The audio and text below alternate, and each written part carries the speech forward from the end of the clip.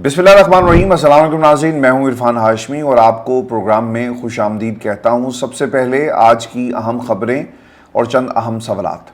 Supreme court of Pakistan के जजेस और इमरान खान की ऑडियो की खुफिया रिकॉर्डिंग और सुप्रीम कोर्ट अब इस मामले पर बोल पड़ी है। ये ऑडियो दुनिया के किस मुल्क से रिलीज़ की गई और वहाँ का कानून क्या कहता है। जिस अकाउंट से इसे रिलीज़ किया गया उस अकाउंट का भी मौक़िफ़ सामने आ गया।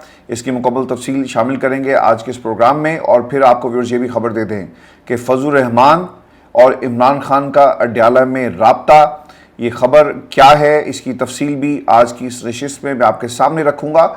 और फिर व्यूअर्स, सूबाई इंतखाबात कितने में बिके, इंतहाई अहम इंकशाफात हुए और एक रिपोर्ट जारी की गई है हुकूमत के पहले 100 दिन के हवाले से। इसका मुकम्मल अहाता भी करेंगे आज की इस प्रोग्राम में, क्योंकि शहबाज शरीफ साहब की हुकूमत इस वक्त मुश्किलात का शिकार है और शायद उन्हें अपनी हुकूमत से अब हाथ धोना पड़े। क्या अहकाम जारी किए गए शहबाज शरीफ की तरफ से और बजट पाकिस्तान के लिए क्या खबर लेकर आ रहा है, ये भी मैं आपको बताऊंगा आज के इस प्रोग्राम में। लेकिन मेरी सबसे अहम खबर, आपको याद होगा कि एक ऑडियो इमरान खान की मंजरेआम पर आई और आपने इमरान खान की आवाज़ को दबाना चाहा। आपने इमरान खान की तस्वीर को दुनिया के सामने लाने से रोकने के लिए मुख्तलिफ़ किस्म के इक़दाम किए।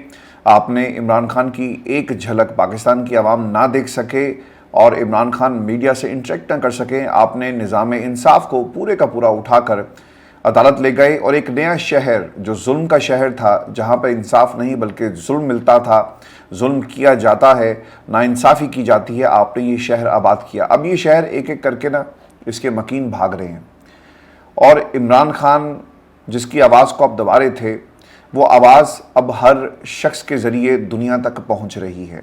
इमरान खान हर इंसान के अंदर बोल रहा है जो पाकिस्तान के अंदर बसता है और हर शख्स इमरान खान की आवाज़ में आवाज़ मिलाकर अपनी आवाज़ को हुकूमत वक्त के ख़िलाफ़ बुलंद कर रहा है। खबर ये व्यूअर्स कि ऑडियो 16 मिनट की मंजरेआम पर आई और इस ऑडियो में इमरान खान पाकिस्तान की आवाम की वकालत कर रहे थे। इससे पहले एक तस्वीर इमरान खान की नीली शर्ट में बाहर आई जिसके ऊपर इंक्वायरी लगाई गई, लेकिन ये मालूम नहीं हो सका कि इसको बनाने वाला असल में कौन था। भाई वो आम कोई आदमी ही होगा जो इमरान खान को दुनिया के सामने रखना चाहता था। इमरान खान की वो तस्वीर दुनिया को दिखाना चाहता था कि वो किस अंदाज में पाकिस्तान की अदालतों में पाकिस्तान की आवाम का मुकदमा लड़ रहा है। Viewers, supreme court of Pakistan ने इससे पहले इंक्वायरी लगाई, लेकिन अब ये इंक्वायरी नहीं लगाई गई। पहला रिएक्शन जी ऑडियो लीक के हवाले से सामने आ गया और सुप्रीम कोर्ट ऑफ पाकिस्तान के ज़राए ये बताते हैं, जो उनका पीआर डिपार्टमेंट है उसने क्या कहा कि सुप्रीम कोर्ट पीआर डिपार्टमेंट के मुताबिक इंक्वायरी के मामले पर ताहाल कोई हदायत जारी नहीं की गई। अगर कोई पेशरफ्त हुई तो बज़रिया प्रेस रिलीज़ आगाह किया जाएगा। ये ऑडियो सबसे पहले जब इसे जारी किया गया तो ये शहजाद अकबर साहब की तरफ से इसे जारी किया गया अपने ट्विटर के ऊपर। और शहजाद अकबर आजकल लंदन में मुकीम है और काफ़ी अरसे से वो लंदन में है, जब से पाकिस्तान के अंदर अल-कादिर ट्रस्ट केस और दीगर मुकदमात में इमरान खान के ख़िलाफ़ घेरा तंग किया गया। शहजाद अकबर के हवाले से हुकूमत पाकिस्तान का एक बड़ा वाज़ेह मौक़िफ़ है कि उन्हें पकड़ा जाए, वादा माफ़ गवाह बनाया जाए और इमरान खान के ख़िलाफ़ उन्हें इस्तेमाल किया जाए। लेकिन शहजाद अकबर को ये मालूम था वो पाकिस्तान में मौजूद नहीं है और उन्होंने पाकिस्तान को बहुत पहले इसीलिए छोड़ दिया था।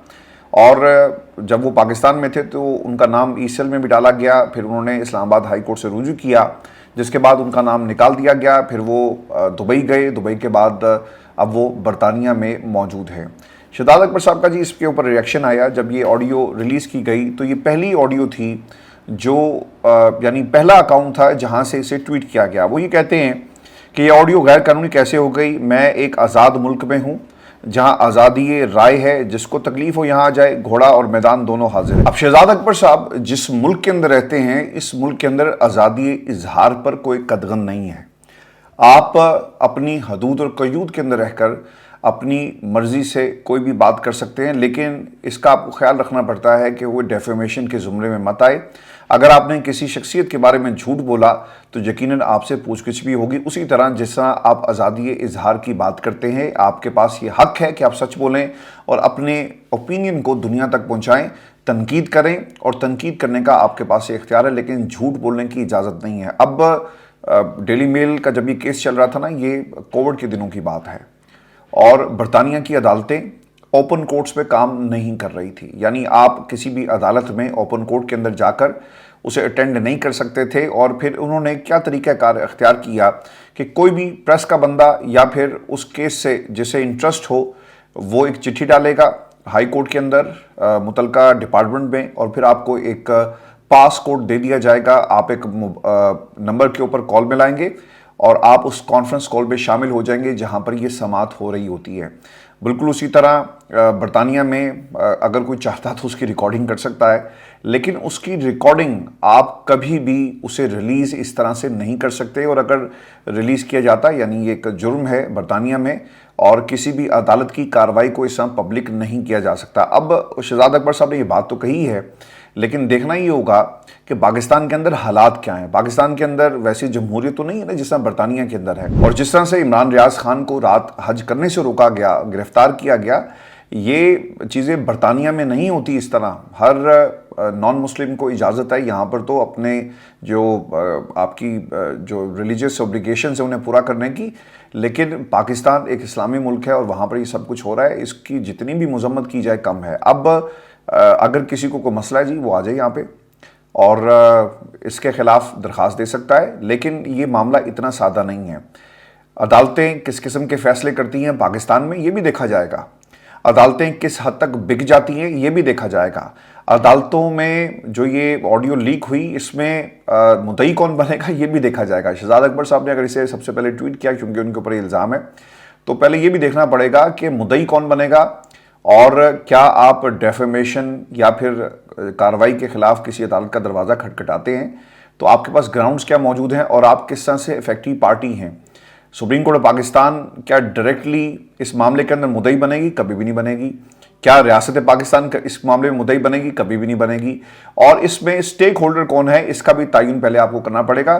آپ اس طرح سے کسی کو دھمکی دے کر کہیں کہ ہم عدالتی کارروائی کریں گے یا آپ کے خلاف، تو ٹھیک ہے جی آپ جا سکتے ہیں، عدالتیں یہاں پر موجود ہیں اور جس نے کوئی کارروائی کرنی ہے وہ کر بھی سکتا ہے۔ میں آپ کو خبر ویورز یہ بھی دے دوں کہ 8 فروری عام انتخابات اور پھر صوبائی سیٹوں کی خرید و فروخت۔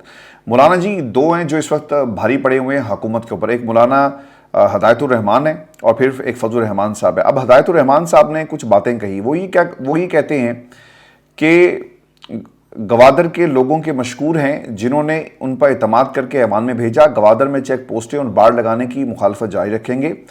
دنیا بھر میں چیک پوسٹوں کا فرسودہ نظام ختم ہو چکا، ریاست ماں کی طرح ہوتی ہے جس کا کام عوام کے سر پر ہاتھ رکھنا ہوتا ہے، اور پھر ریاست کو چلانے والے تو اپنے پیسے تک بیرونی ملک لے جاتے ہیں۔ ہمارے ملک میں 80 سے 85% کرپشن ہے، ہمارے ممبران خود کہتے ہیں کہ ہم پیسے دے کر ایوان میں آئے، یہ بات وہ کبھی خاموشی سے تو کبھی کھلے عام کہتے ہیں۔ اب نہ جانے ان ایم پیز میں سے کن کو پیسے دیے ہیں۔ دیگر صوبوں میں فارم 47 والے ہیں، لیکن بلوچستان میں اس سے بھی 2 ہاتھ آگے فارم 49 والے ہیں۔ اب یہ فارم 49 کا انہوں نے ایک حوالہ دیا۔ اب سوال اس کے اوپر یہ ہے کہ چیف جسٹس کیا تحقیقات کرائیں گے؟ جی چیف جسٹس صاحب سوئے ہوئے اب محل ہے سپریم کورٹ آف پاکستان، لمبی تان کے سو رہے ہیں، اور اگر کسی کو سپریم کورٹ آف پاکستان سے انصاف کی امید ہے تو میرا خیال ہے کہ وہ جاگ جائے، چونکہ سپریم کورٹ آف پاکستان سے کبھی بھی پاکستان کی عوام کو انصاف نہیں ملے گا۔ فضل الرحمان صاحب نے جی میدان میں آ کر ایک پیغام دیا ہے پاکستان کی اسٹیبلشمنٹ کو۔ وہ یہ کہتے ہیں کہ میرا چونکہ معاملہ یہ تھا کہ عمران خان سے رابطہ فضل الرحمان کا ہو رہا ہے یا نہیں ہو رہا، اس سے پہلے انڈائریکٹ رابطے ہوئے، عمران خان نے ان سے بات کرنے کے حوالے سے مختلف جو ان کے پاس لوگ جاتے ہیں ان کو یہ ہدایت جاری کی کہ آپ فضل الرحمان سے بات کریں، مل کر احتجاج کریں، اور وہ قوتیں جو اس دھاندلی زدہ الیکشن پر بلیو نہیں کرتی اور اس کے خلاف تحریک میں جانے کا اعلان کر رہی ہیں، ہم ان کے ساتھ کھڑے ہیں۔ یہ ایک انڈائریکٹ پیغام تھا فضل الرحمان کا، اور پھر فضل الرحمان صاحب کے حوالے سے خان صاحب متعدد دفعہ یہ جو احتجاج والا معاملہ ہے اس پہ انہیں ویلکم بھی کر چکے، اسد کیسر کے پیغام لے کر گئے، متعدد میٹنگز ہوئی، بیک ڈور، یہ رابطے مسلسل ہو رہے ہیں، اور کب آپ نے اکٹھے ہو کر احتجاج کا اعلان کرنا ہے اس کا بھی فیصلہ نہیں ہوا۔ لیکن اڈیالہ میں رہنے والے یعنی خان صاحب کے حوالے سے انہوں نے ایک سٹیٹمنٹ جاری کی، اور وہ یہ کہتے ہیں کہ میرا اڈیالہ جیل والے سے کوئی رابطہ نہیں ہوا، یعنی عمران خان سے کوئی رابطہ نہیں ہوا۔ جب تحریک انصاف کے ساتھ کوئی پیش رفت ہوگی تو بتائیں گے، ہمارے خدشات اور نقصانات کا ازالہ کرنے والے کوئی نہیں، ہم نے 2018 کے نتائج کو مسترد کیا، ہم 2024 کے نتائج کو بھی مسترد کرتے ہیں۔ مسائل کے حل کے لیے فوری جو چیز ہے وہ انتخابات ہیں۔ اس مینڈیٹ کو ہم تسلیم نہیں کرتے، اور جو قوتیں ایسا کرتی ہیں انہوں نے عوام کے سامنے سرنڈر کرنا ہے اور انہیں کرنا پڑے گا۔ عالمی قوتیں پاکستان کو معاشی طور پر اور سیاسی طور پر اپنے کنٹرول میں رکھنا چاہتی ہیں، جدوجہد میں ہر قسم کے نتائج بھگتنے کے لیے بھی تیار ہے۔ اگر جنگ ہے تو جنگ ہی صحیح۔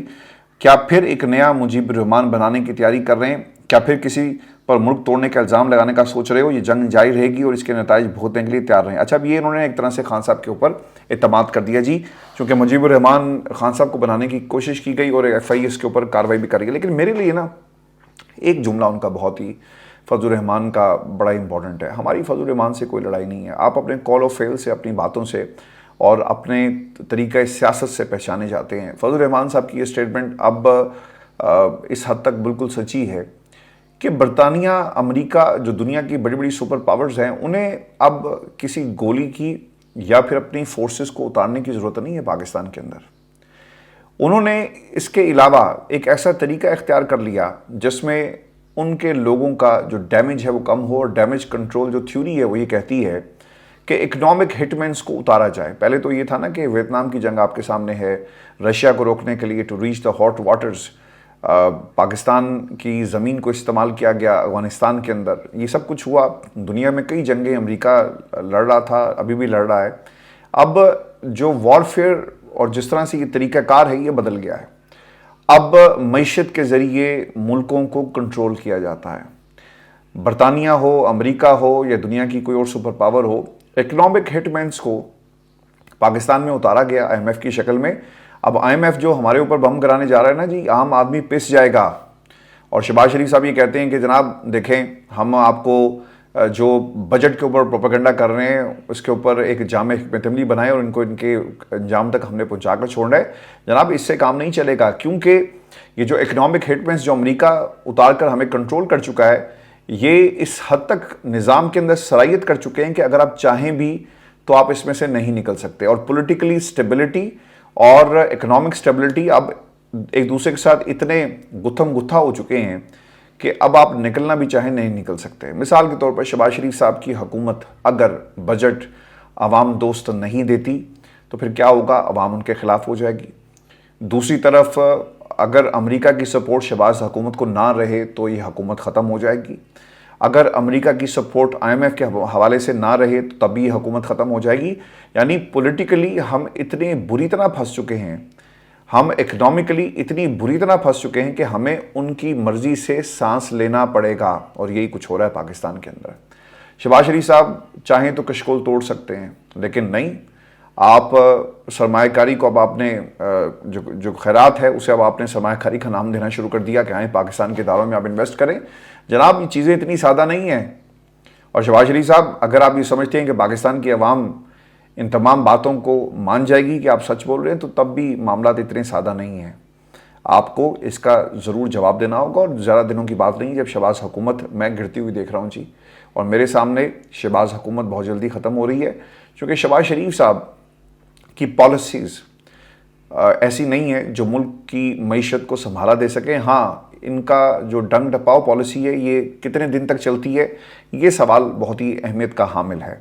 اب مجیب الرحمان کی تلاش ہے، آپ کوشش کر کے دیکھ لیں۔ یعنی پولیٹیکلی آپ نے اتنا حالات مشکل بناتی ہے کہ جو پاپولر تھا اسے آپ نے ان پاپولر کرنے کی کوشش کی، غدار وطن قرار دے کر اس کے خلاف مقدمہ بنانے کی کوشش کی۔ آپ یہ بھی کر کے دیکھ لیں، لیکن الٹیمیٹلی نقصان کس کو ہوگا؟ پاکستان کو ہوگا، اور ہو رہا ہے۔ اور آپ ہاتھ پہ ہاتھ دھرے بیٹھے ہوئے کیا کر رہے ہیں؟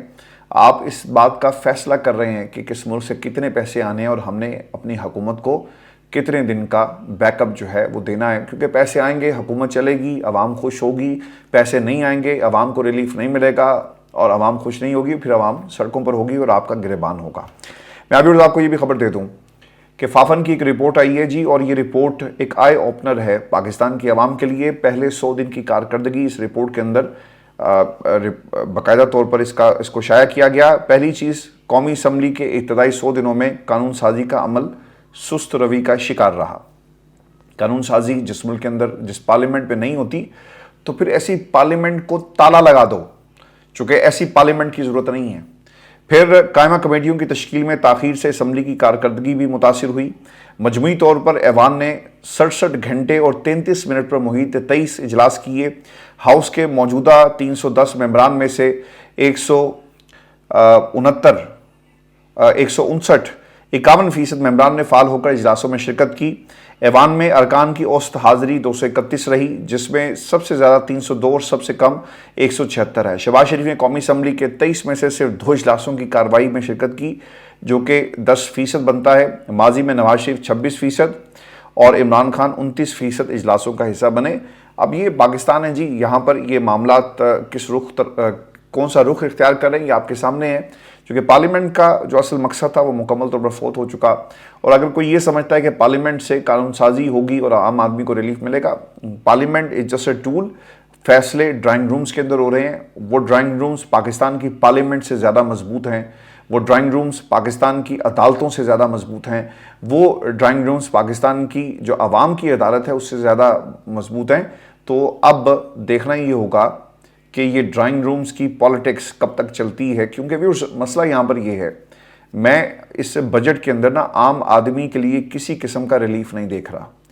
एक छोटी सी एग्जांपल मैं आपको देता हूँ और फिर आपसे इजाज़त चाहूँगा। हो ये रहा है कि पीपल्स पार्टी जो इस हुकूमत का हिस्सा है, तमाम आइनी ओहदे उसके पास हैं, वो क्या कर रही है, वो डील कर रही है। वो ये कहती है कि हम इस इजलास में नहीं बैठेंगे। खबर ही लगी हुई है ना, पीपल्स पार्टी का बजट इजलास में शरीक ना होने का फैसला।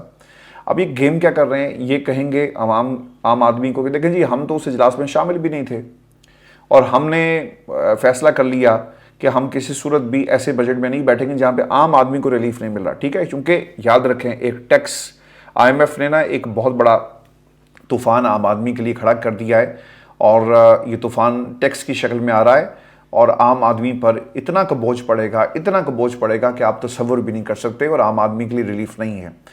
तो ये आम आदमी के सामने खड़े होकर कहेंगे कि देखें, हम तो हुकूमत के साथ नहीं थे, और दूसरी तरफ ये व्हीलिंग डीलिंग चल रही है। पंजाब में काबीना में शामिल हो रहे हैं, मर्जी की वजारतें ले रहे हैं। मरकज़ में भी एक डेवलपमेंट ये हुई है कि वहाँ पर भी मर्जी के काम करेंगे। और फिर सिंध के लिए एक बड़ा बजट जो है अपना हिस्सा मांगने जा रहे हैं।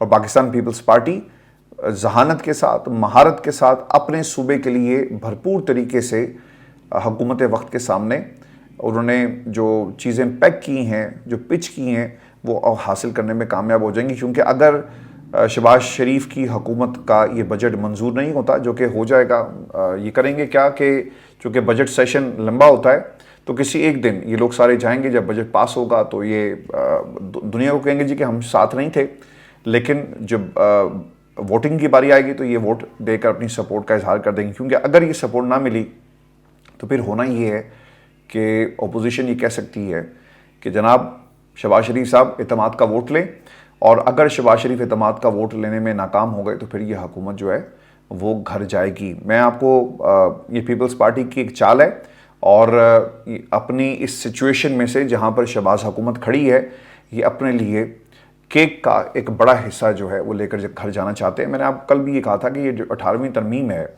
और पीपल्स पार्टी को पंजाब की बात भी करनी चाहिए ना, उसी तरह जिस तरह वो सिंध की बात करते हैं, बलूचिस्तान की भी वैसी करनी चाहिए जिस तरह वो सिंध के बारे में ख्याल करते हैं, KP की भी बात उसी तरह करनी चाहिए। लेकिन यहाँ पर सुबह सुबह खेला जा रहा है, सुबह सिंध हमारा, पंजाब तुम्हारा, बलूचिस्तान किसका किसी को मालूम नहीं है, और KP जो है वो गद्दारों के पास इस वक्त है, यही इनका नारा है।